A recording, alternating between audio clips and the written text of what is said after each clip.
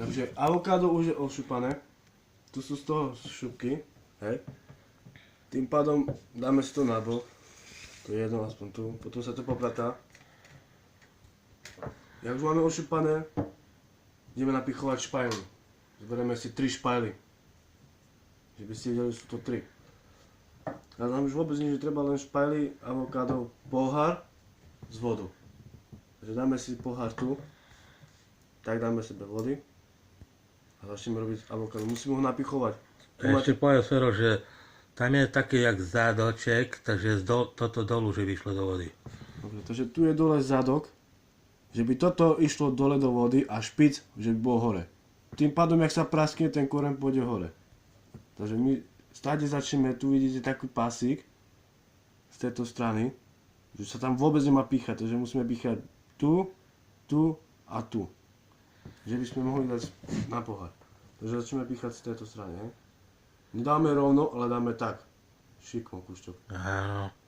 Takže sme napíchneme normálne. Tak, tu máme jednu. Teraz pôjde druhá.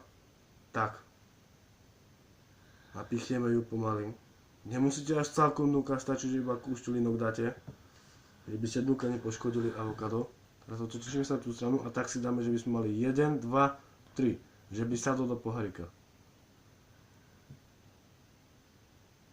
Nemusia byť také veľké švajle, nie? Nemusia byť, môžeme si ich skrátiť.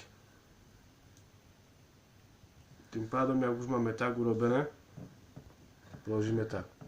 Ale s tým, že môžeme sebe skrátiť paličky, špajly. Takže zoberieme sebe avokádo. Je namočená Je. do vody. Koľko? Ešte dolejeme kúšťok vody, keď Hej. bude chýbať, tak môžeme doľať. Takže tým pádom teraz sebe dáme tak na stôl šumne a dáme tak. Že by to nejako vypadalo. Pekne. No.